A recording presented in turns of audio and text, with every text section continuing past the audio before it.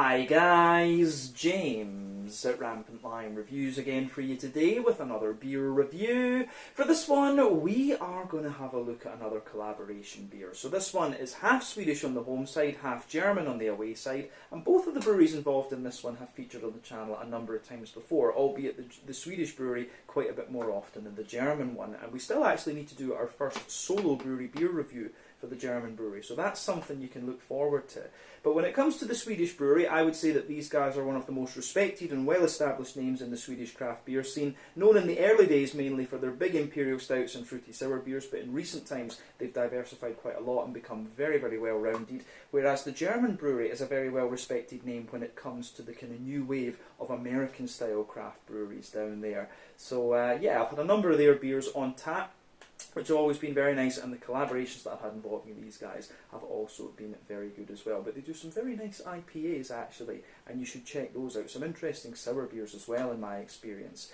But the beer that we're going to have a look at today is a style that I've had many times from the home brewery, not so many times from the away brewery actually, but it's one that I know the home brewery can do very well. It's also a sub-style that I very much enjoy, and one that I really enjoy actually from the home brewery.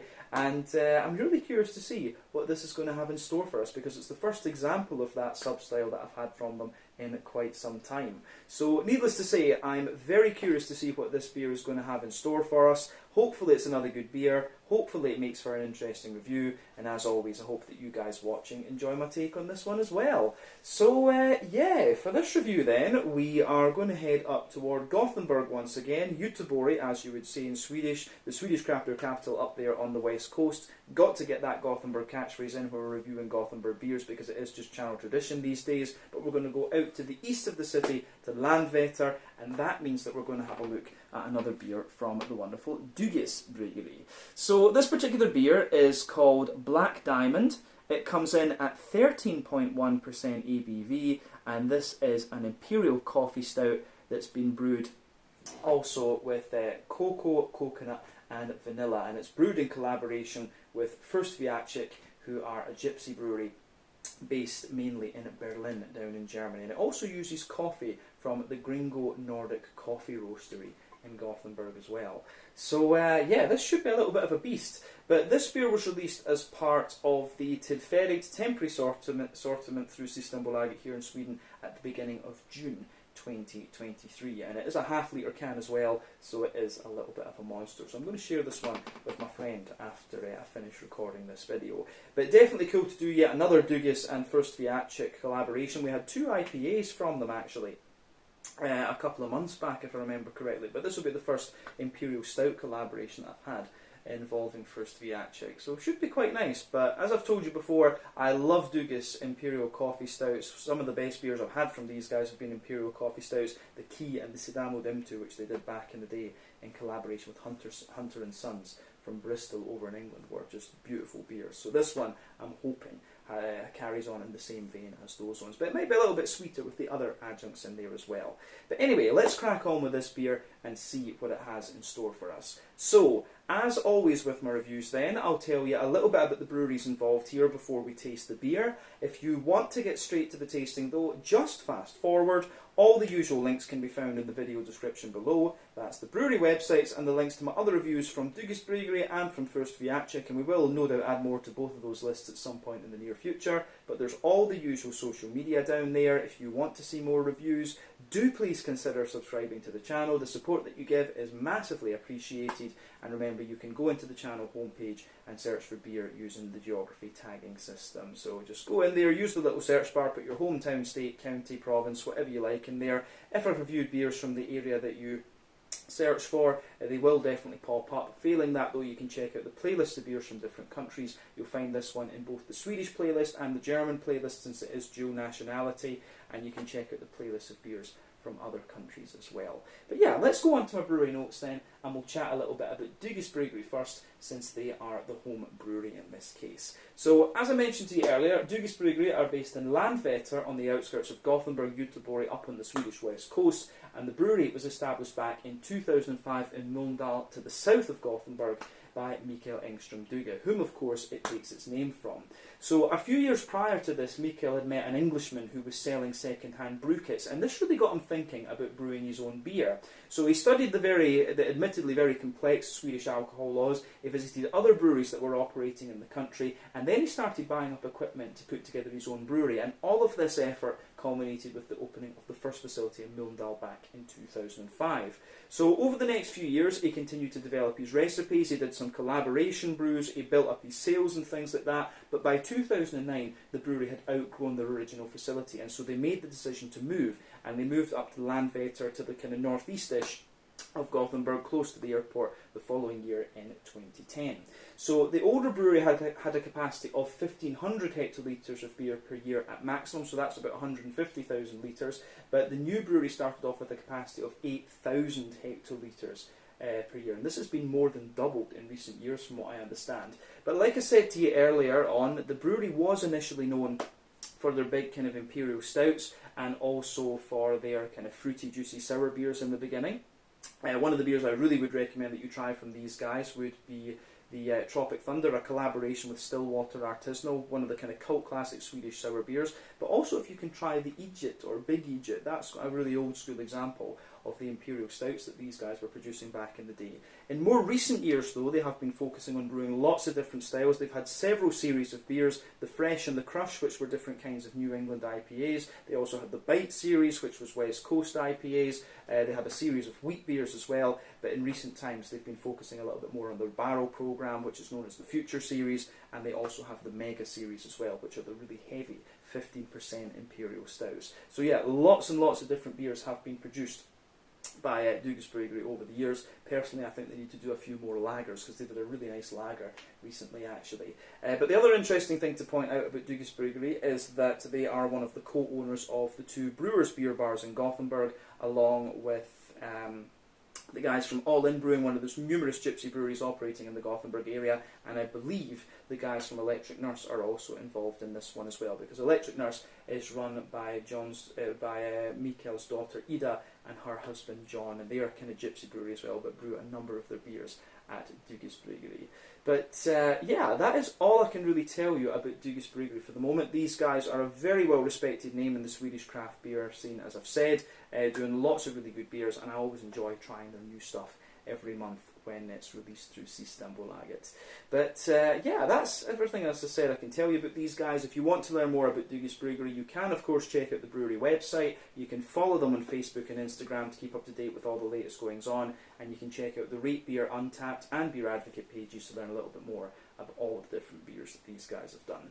So yeah, let's go on then to the German side of things. We'll go down to Berlin. So, Fuerst Wiacek, as I've mentioned to you already, are a gypsy brewery, but they're based in the Berlin area, and the company was founded back in 2015 by Lukas Wiacek and Georg Fuerst.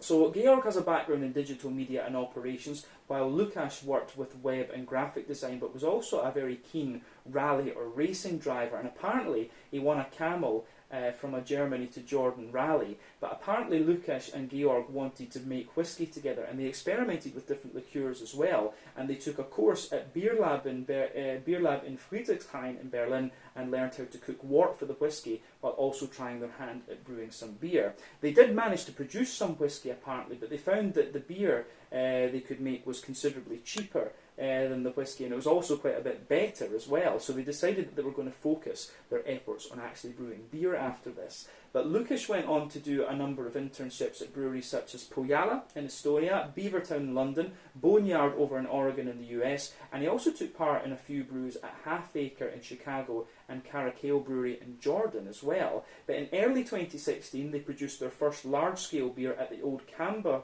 Brewery down in Gundelfingen, an der Donau in Bavaria, which is out to the west of Munich, quite close to Augsburg if I remember correctly, and they've been gradually building up their output over the last few years and doing a number of collaborations. But both of the guys have been working full-time at the company since March of 2019, and they've now very recently established their own brewery in the Siemensstadt area in Berlin. and they are going to look at kind of building that up over time. But as of June 2023, when I'm filming this review for you, these guys have produced around 220 different kinds of 220 different kinds of beer, most of which are different kinds of IPAs, but they do have a number of sour beers as well, and I believe they're going to start working on some different styles as things go forward as well. But yeah, like I said, these guys, very, very well respected name, and probably one of the best known of the best known names when it comes to the kind of new wave of American style German brewers, if we can call them that. Sudden Death from Lübeck obviously are very well known these days. You've got Fuerst Wiacek,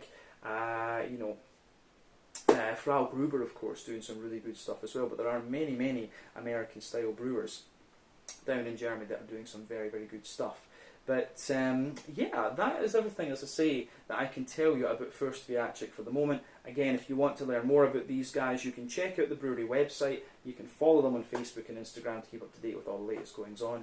And you can, of course, check out the Rate Beer, Untappd and Beer Advocate pages to learn a little bit more about all the different beers that these guys have done. So yeah, let's go on then and actually have a little look at the beer itself. The other collaborator we haven't really mentioned much about in this one, though, is the Gringo Nordic Coffee Roasters. But these guys are based in Gothenburg. They've been going for a few years, and from what my coffee nerd friends tell me, they are doing some very, very nice stuff, actually. But yeah, I don't drink coffee, even though I love Imperial Coffee Stouts, which is a bit ironic, if you like. But yeah, I'll just let you have a little look at the artwork on the can here before we open this one up. This is the first Imperial Stout I think that I've had in a can from these guys, if memory serves me correctly. So having a half-litre can for a big 13.1% Imperial Stout is a little bit of overload. I would say that, actually. I don't know why they changed they put the stouts in the big cans as well, or rather than keeping to the 330ml bottles, but you know, we'll go with it. Minor complaint there, of course. Never going to complain about getting more stout from Dugges Bryggeri, of course. But plain silver top on the can here, half-litre as we mentioned, and I believe I want to say that I paid 100 or maybe 110 Swedish kroner for this one. I forget exactly, but let's go with 100 anyway, because that's just the number that came to my head first. So 100 kroner is about 10 euros, somewhere in the region of like £9 sterling. I guess somewhere in the region as well of like $11 American. But it tells you a little bit about the beer on the side here. It says, this is Black Diamond, a beer with a classic roasty, big stout approach to the malt base, steeped in massive amounts of toasted coconut, cocoa nibs, and geisha natural coffee grown in Finca La Terra, Colombia. All dreamt up by the tinkering trio of Fuerst Wiacek, Gringo, and ourselves. 13.1 carat, pure. So yeah, this will be pretty nice. But you can see on the side here, this kind of writing is one of the Dugges symbols. This other one up here is one that you'll quite often see from these guys. This one isn't actually listed as part of the Mega Series or anything like that, or the Future Series, but you can see down here the symbols for Gringo, Nordic Gringo Coffee Roastery, and also Fuerst Wiacek as well. But yeah, like I said earlier, 13.1% Imperial Coffee Stout. This one, we can get rid of the brewery notes for this, and it does tell you, doesn't actually say. Usually on some of these Dugges beers they'll tell you what hops and things they've used in them, but yeah, I think we can get this guy out into the glass and see what it's all about. I'm very, very curious about this, like I said, so let's do this. So a 13.1% Imperial Coffee, cocoa, coconut and vanilla stout. This, I'm sure, will be pretty damn nice. So I think we've got enough of it out into the glass to take a proper look at it, and we can do that now. So before the head disappears on this one, we can say that it's poured with about a 1/4 to 1/3 finger of a frothy, very dark tan head there. The bubbles are actually quite foamy, but they've got a kind of medium size to them as well. But I have to say, it does look very, very nice actually. You can see the reflection of the viewfinder on my phone there with this one. But yeah, colour wise, this one's a lovely big dark ebony rosewood colour. One or two big bubbles sticking toward the side of the glass, and a few little ones going up toward the bottom of the head there. But incidentally, the head has just faded away to give you a nice few wispy foamy bits on top, and then you've got that nice kind of ring around the edge of the glass there. But like I say, not too much in the way of visible carbonation in this one, and if we shine the light through this beer, this one is pretty much black as night. So remember, the colour of your beer depends on a few things. One, the type of malts that you use. This goes a long way to determining your EBC rating. Two, length of your wort boil is also going to play a role, because the longer you boil the wort, the more the sugars caramelise, unless you get a darker colour of beer. But any barrel aging that you do or adjuncts you put into the beer as well will affect the colour. When it comes to black beers like Imperial Stouts, it is quite difficult to affect the colour of these ones because of the presence of like Special B or some of the Carafa malts or black malts or whatever. Those black malts will dominate the colour of the beer. I've only ever seen an Imperial Stout with a slight tinge to it once, and that was one from Fuerst, I believe, down in Estonia, when they put beets in it, and the beer had this kind of purpley tint to it. But yeah, this one is absolutely, I think the darkness of this beer might well have been affected by the coffee beans and things, but yeah, it does look very, very nice, I have to say. Yeah, really like how this one appears, but pretty much as you would expect from an Imperial Coffee Stout, to be honest with you. Yeah, I think we don't need to say anything more about the aroma of this one, really, or the appearance of this one, rather, but we should have a little look at the aroma and see what it's going to have in store for us. Let's do this. Yeah. Aroma-wise, I'm going to say straight away, this is absolutely beautiful. Like I mentioned to you before, for me, Dugges Imperial Coffee Stouts, if people asked me what is one style of beer I should try from Dugges Bryggeri, it would be the Imperial Coffee Stouts. They always do these beers really nicely, and this one smells absolutely beautiful. So I'm going to say straight away a big thumbs up to Dugges, Fuerst Wiacek and Nordic Gringo for this. This smells absolutely lovely. So it gives you everything you'd want from an Imperial Coffee Stout. The coffee bean is kind of sitting in the background and giving you a good little bit of depth, but above that you've got some really nice kind of smooth, kind of chocolatey, bready, and slightly kind of toasty, brown, sugary notes from the stout itself. You've got a little bit of hoppy character, and you've also got that nice kind of just juicy, a little bit of that juicy red fruity character coming out of this one too. But as I've explained to you on many an occasion, coffee beans are probably my favourite adjunct to put into beers. Actually, yeah, I do like fruit as well. I do enjoy my fruit sours, but coffee beans are just as diverse as hops can be. You know, you've got the different kinds of bean in that self. You can grow them in different parts of the world, so you've got different soil profiles, different water profiles, and so on. But one of the big things when it comes to coffee bean is the mazel, the metres above sea level at which it's grown, because apparently the higher the altitude at which you grow these coffee beans, the more likely you are to get these big kind of fruity and aromatic flavours. So that's something to bear in mind when it comes to these beers. But let's break this one down and describe the aroma for you a little bit more in depth. So we'll look at the coffee bean after we've looked at the kind of malt base of the beer. So the backbone that you get from this one, it has this kind of lovely, almost like toasty, well-fired rye bread crust. You can really smell that in this one. There's a good little bit of woodiness in the backbone as well, and again, it just smells absolutely lovely. So lovely little bit of woodiness in there, a little bit of toasty, well-fired rye kind of bread crust in there, and then above that you do start to get some kind of sweeter rye bready notes coming out of the beer. And it's kind of a slightly caramelised rye bread note. It has a little bit of caramelisation to it, but it's also just that that little bit drier as well. So yeah, interesting stuff in that sense. Above the rye bread, you start to get you start to get this more kind of like chocolate muffin, chocolate brownie type note out of the beer. So yeah, aroma wise, that side of things goes together really, really nicely. So you've got as I say, a bit of it's more like a thicker chocolate brownie underneath, and then a lighter kind of chocolate muffiny type quality sitting on top of it.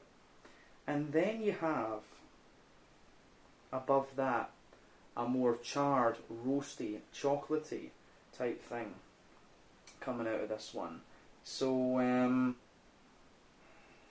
yeah.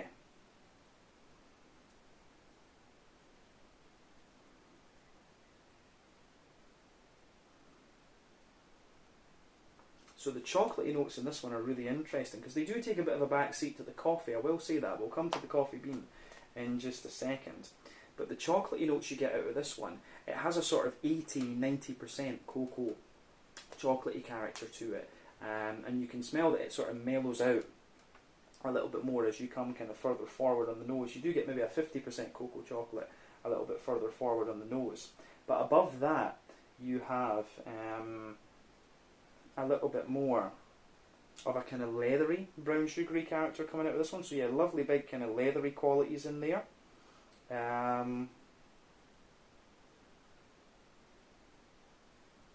Yeah, so lovely big kind of leathery brown sugary qualities. And for me, I don't think this beer's had too much.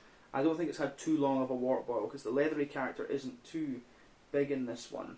But yeah, you do get a little bit more of, you do certainly get a little bit more of a leathery brown sugar in there. There's a bit of treacle molasses, and you've also got just a little bit of a more kind of roasty, toasty brown sugar in there as well. So a good mix of things going on in the malt base of this beer. But behind that, of course, you've got the coffee bean. And one thing I would add is that you do get a little touch of like nuttiness out of this beer. So for me, the coffee bean in this one's quite interesting. I'm finding it very aromatic. It's got a good little bit of it does have a good little bit of a more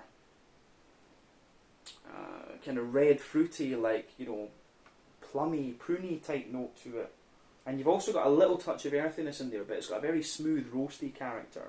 So I'm curious to see how that's going to play up in the flavour. But yeah, you certainly do get... the thing that's interesting for me is that the coconut in this one and the cocoa, I don't get so much of that in this one yet. It's in the top of the nose, it is there.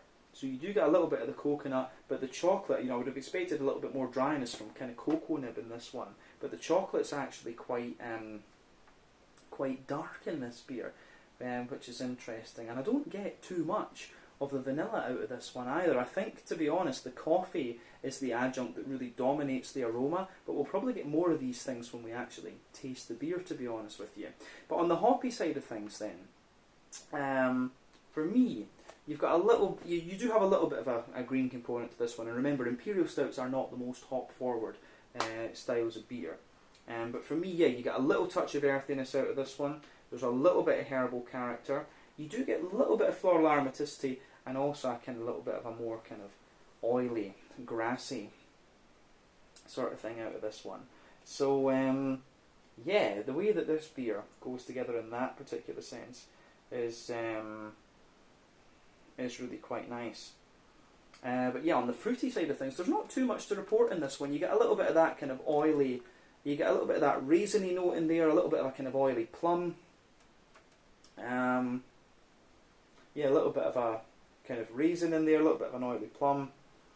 Lovely kind of juicy sort of blackcurranty note as well. But there's not too much in the way of the fruit. As I say, it's the raisins, the plums and the blackberry that come out of this one. You've got a wee bit of an oily fig underneath. And yeah, you have a few other things coming out of this one as well. So yeah, the way that this beer goes together from that perspective is really quite nice. It's got a lovely aroma to it, but I think we're actually going to get more complexity out of this one when we have a taste of it. So let's do that and see what we have. So this one is the Black Diamond, a 13.1% Imperial Coffee, Cocoa, Coconut, Vanilla Stout, brewed in collaboration with Fuerst Wiacek from Siemensstadt in Berlin and Gringo, Nordic Gringo Coffee Roastery, and brewed at Dugges Bryggeri in Landvetter, just outside of Gothenburg. Let's get stuck into this. Slange, skål, cheers.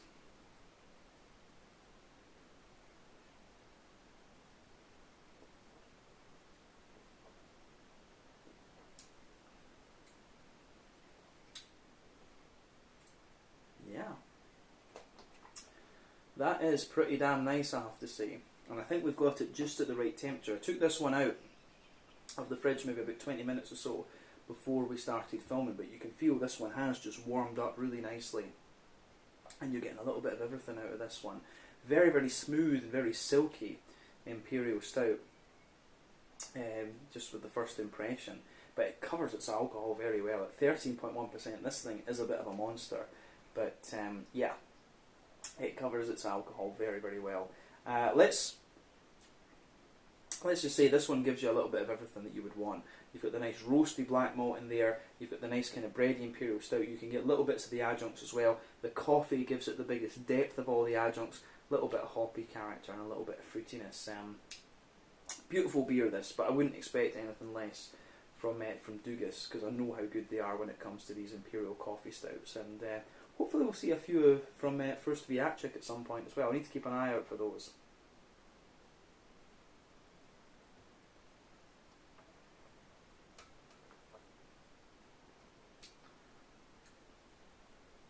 But yeah, this is a very, very good Imperial Stout. This one, it isn't quite as thick as I remember some of the other Dugges ones being, but you know, you have to remember that your palate is constantly evolving and things. But like I say, a very thick, a very silky and smooth Imperial Stout, I should say. But let's kind of break this one down and describe the flavour a wee bit more in depth, as we always do. So middle third of your palate then, the backbone of the beer. Absolutely, the backbone of the beer is that lovely, roasty, toasty, well-fired, bread crusty character. You can feel that just lingers into the aftertaste there. When you move a little bit further forward on that middle third of your palate, you get a bit more woodiness coming out of the beer. There is just a little touch of that kind of dry, woody character coming out of this one, which is nice. But then above the roasty, toasty, well-fired bread crust, you start to get more of a kind of rye bread crust coming out of this one, which is great.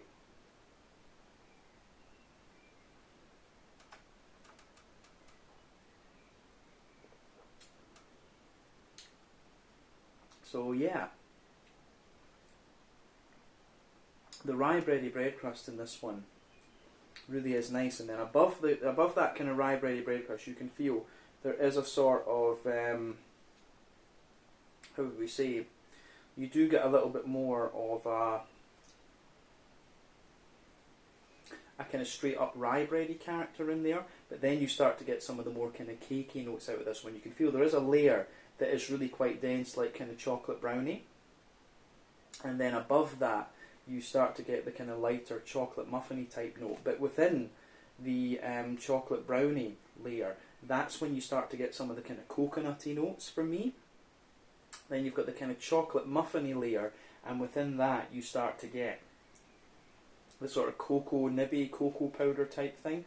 But then above that layer, you actually do get a straight up kind of dry, slightly charged, chocolatey character there. So at the back of that, middle third of your palate, above the kind of chocolate muffiny type layer, that's when you start to get the kind of 80-90% cocoa chocolate, but you've got a lot of kind of dryness and chariness in there, like a cocoa powder. But as you move further forward along that that middle third of your palate, you'll feel that the 80-90% cocoa chocolate sort of mellows out a wee bit, and it maybe reaches a sort of 60% cocoa chocolate right at the front of that middle third of your palate. So yeah, the way that goes together, I think, is really very, very nice.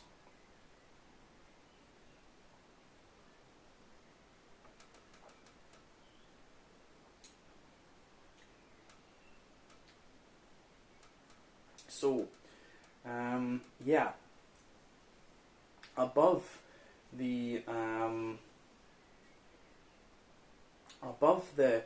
of roasty toasty chocolate, the kind of charred chocolate layer in this one, you start to get some of the brown sugars.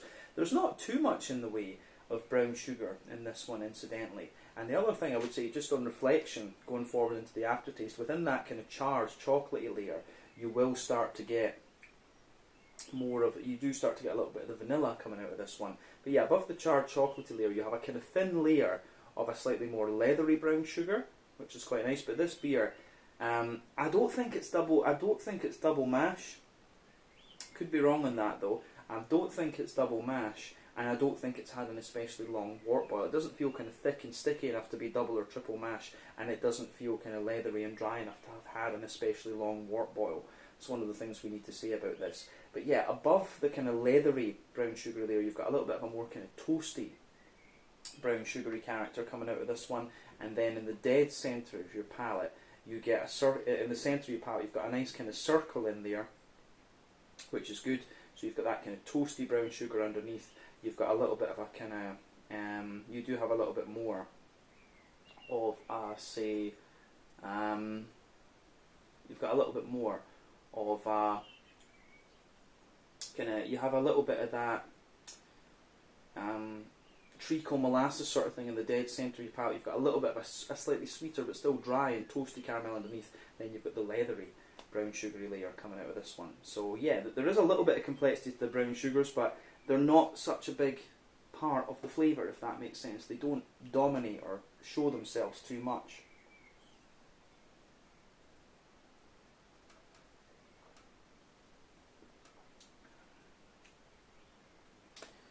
But yeah, the middle third of your palate in this beer is absolutely where you get the biggest complexity. So that's the malty side of the beer that we've just kind of described there. Let's have a little look at the coffee bean side of things. So the coffee beans for me kind of linger. In the border region between middle third and back third of your palate, you get a nice little bit of that bready build up in there. And so within that, you can feel it's kind of like a chocolate muffiny level consistency. But the coffee beans actually just sit within that for me. And the coffee bean is kind of like I was expecting it to be from the aroma. It's got a big degree of aromaticity to it and a kind of oily character within that aromaticity. You do get a little bit of a kind of plummy note to it. I would say more kind of plummy than raisiny, to be honest. Nice little bit of earthiness underneath, and it's got quite a smooth but still quite dry roast. So yeah, the coffee beans for me kind of sort of sit in that border region between middle and back third of your palate, and they do spread a little bit into the kind of chocolate brownie, chocolate muffiny layer in the middle third of the palate as well. So yeah, lots of interesting things kind of going on with this one actually, so I like that. But let's move on. We've said that the middle third of your palate is absolutely the most complex part of the beer. Let's go on to the back third of the palate. As I always say with the back third of the palate, you do get similar layers in there, they just come out in different intensities. And remember, more dry and bitter flavours come out further back on the palate, sweeter flavours come out further forward. Let's look at that now.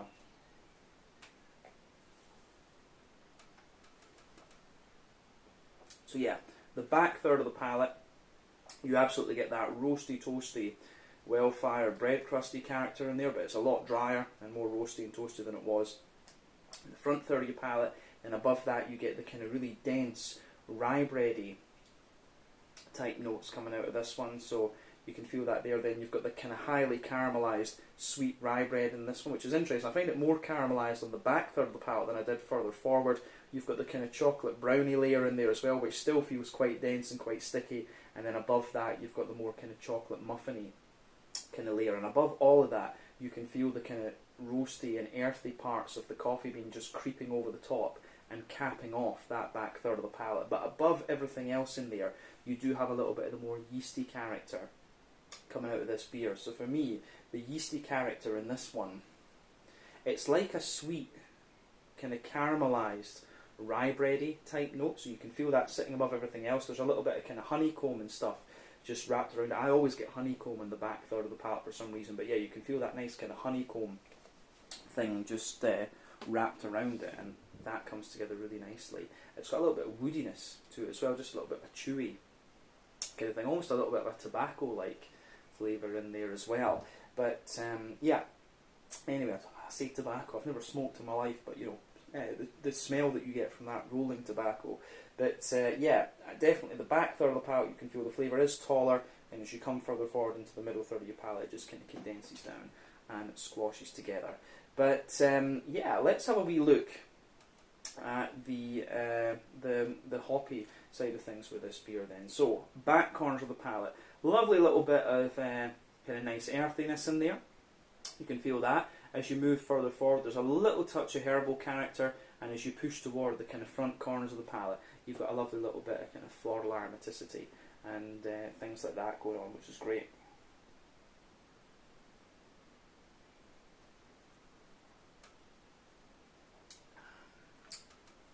So yeah, you do actually have a good little bit of hoppy character. This one, of course, with an Imperial Stout, you can age it a little bit and let the hoppy character, you know, kind of drop out if you like. But it's up to you. I think having a little bit of kind of floral aromaticity in an Imperial Coffee Stout in particular works quite well and balances out the beer a bit more. So as I say, yeah, you get a little bit more of a kind of oily floral aromaticity toward the front corners of the palate, but round the front curve of the tongue, you get a wee bit more of a lighter kind of grassy sort of thing, but it's still quite oily. The whole green component of this beer is pretty damn oily actually. But yeah, let's have a wee look at the front third of the palate then, and the fruity side of things. So the border region between front third and middle third of your palate, again, you get a little bit of a sort of bready build up in there. It's got a nice kind of rye bready character to it, but it still has a bit of that chocolate muffin, chocolate brownie sort of thing. And the base of that front third of your palate, you get a little bit of woodiness underneath, a little bit of black bread, a little bit of kind of, you know, charred bread crusty sort of thing, and a bit of the kind of more caramelised rye bread. But above that, you get that nice oily bubble where the juicy, fruity esters just roll their way out of the beer. So yeah, the way that that goes together is really nice.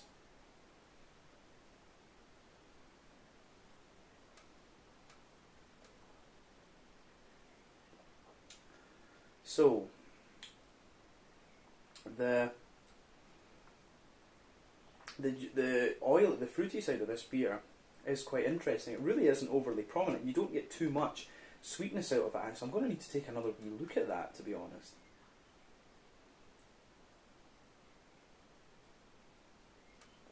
So yeah, it comes in and it sort of fades away quite quickly. So yeah, when you take the beer in, you do get a little bit of that kind of oily, plummy character. This one, there's maybe a wee touch of a raisiny sharpness to it. So on the back of that, front third of your palate, there's a little bit of raisiny sharpness in there. You've got a nice little bit of kind of juicy, oily plum, and then as you go further down or further forward on that middle third of your palate, you get a nice kind of slightly oily fig, and as you move into the front half of that front third of your palate, you get a little bit more of a kind of black currant underneath, but more of a blackberry. But like I say, the fruity flavours in this beer fade away quite quickly, and you do just get a little bit of black currant in the aftertaste. So yeah, it's quite interesting from that perspective for sure.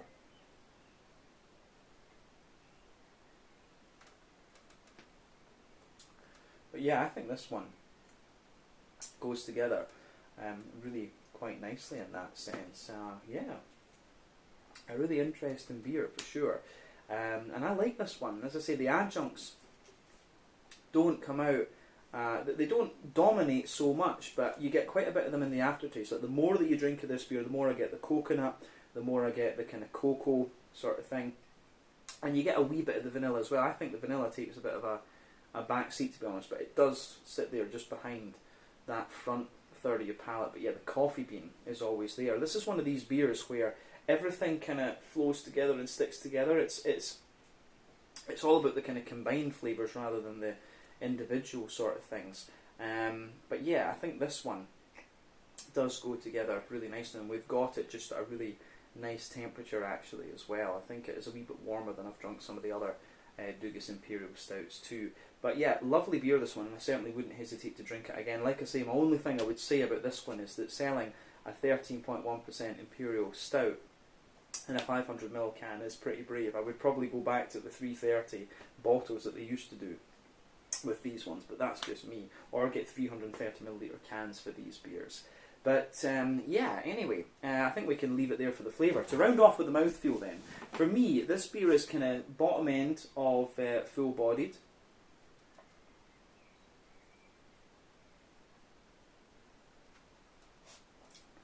So yeah, bottom end of full-bodied. The carbonation is very, very smooth in this one. Got a lovely sort of silky. It has a lovely sort of silky mouthfeel to it actually. Very silky, very smooth. And it's got a little bit of dryness to it as well. In terms of the IBU count in this beer, I would say that it's maybe